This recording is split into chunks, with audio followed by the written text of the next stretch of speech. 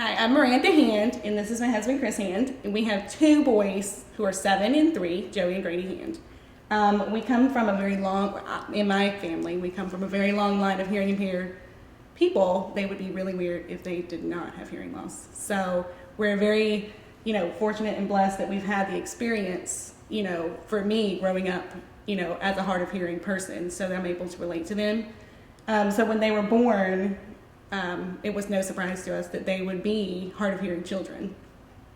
So when they failed the newborn hearing screen, it was really no surprise to us, but it was definitely a little bit difficult.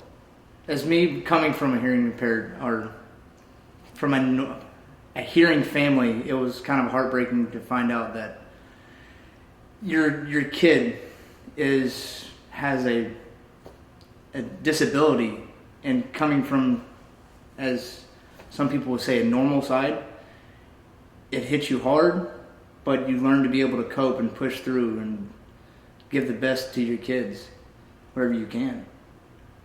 When I grew up, the culture wasn't nearly as accepting of hard of hearing individuals. So in my family, even though we had a rich history of having hearing impairment in our family, we were taught to hide it.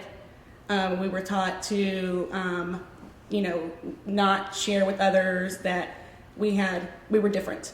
So when I met my normal husband, he brought me out of that shell, and he let me realize that it was really no different than anybody else who wore glasses.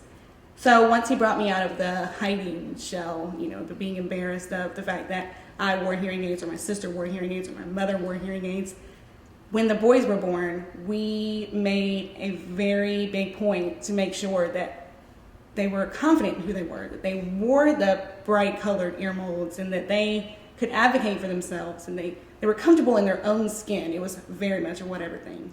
I'm sitting here smiling because I'm just running back through memory of when I met you back in 9th grade, so many years ago, that you thought I was going to break up with you because you had hearing aids. That's true. And now you'll throw up your hair, wear different colors hearing aids, and everything else. Not just because of the boys, it's just where you've become, and now it's going on with the boys of wearing, sporting different color ear molds, hearing aids, showing off and not looking as a hinder. Yeah, I think it's really important. And we tried to teach them it wasn't a disability, it was a gift. It's a gift. Because as normal people, hearing people be able to do, we always strive to understand what it would be like to be able to turn off everything, to be able to concentrate on one thing. And that's one thing I try to teach my kids is, hey, you have that ability, so use it to your advantage. Use it to your advantage, whatever you can do. It's just how it is. I never realized just how good a hearing impaired person has it until one day, my husband was complaining about the fact that it was raining and thundering and lightning outside in the middle of the night, and I woke up and he was like, I did not sleep a wink because it was just raining so hard last night. And I'm like, I didn't hear it. Look at me, don't be jealous. And so the boys also have that advantage. They have the advantage of not being able to hear certain super annoying sounds, and they think that's pretty darn cool. The downside about not hearing the small things like that is it comes with their speech. Mm-hmm. Not hearing the small things does affect their speech, and you can hear it when you go see your kid in a classroom setting, and you're pointing out the disadvantages that your kid has over the hearing kid. It kind of gets you, but it makes you just work harder and makes you appreciate what you have more, and I look at it as a thing to be able to spend more time with my kids. To be more proactive. Everybody wants that excuse of, hey, I need to find that time to spend with my kids. Well, I have that excuse. So it's something that we can use to help. They're a product of their environment, mm-hmm. And if we don't invest in them early, then they're not going to be nearly as successful if we didn't, and we realize that. So it's while it's been a journey and it's been hard, it's still a blessing. Oh yes. So when I was growing up, I had never heard of FM systems. And when we were introduced to the technology of an FM system, it was life-changing. I mean, going from only wearing one hearing aid to wearing two hearing aids when I needed to wear two hearing aids all along was drastic. And I cried every time I walked on gravel and the dog was chewing dog food, and I was like, no, the dog needs to stop. I mean, I don't care if the dog starves. And then once I got used to that, I was introduced to the FM system and just the difference of clarity. And I could go into a restaurant and hear a conversation, knowing how amazing an FM system is for the children at school in such a noisy environment is just amazing. Our oldest is a genius. Of course he is. He's our kid. But Really? he really benefits from having an FM system at school.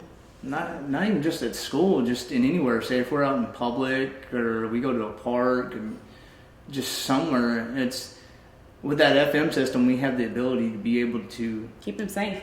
and hey, break the noise around him and actually allow him to hear us, even though he's a little bit of distance away from us.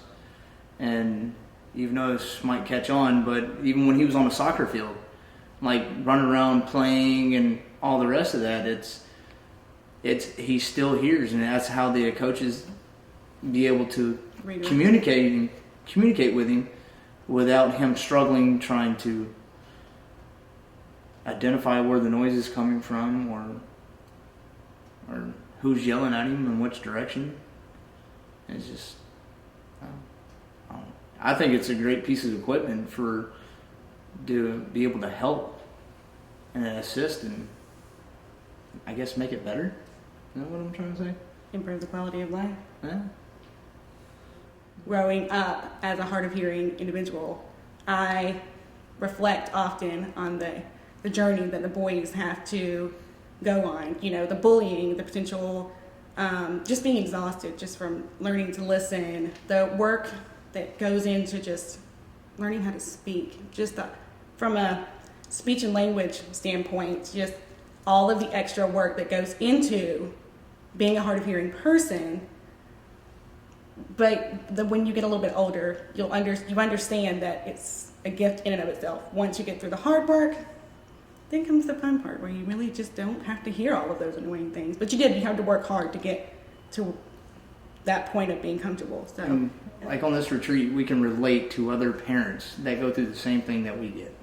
Even if they have cochlear implants or bone conductors or just hearing aids, we all still have to go through the same journey. What to do when your infant won't keep their hearing aids in? What to do when they use their hearing aids as a teether?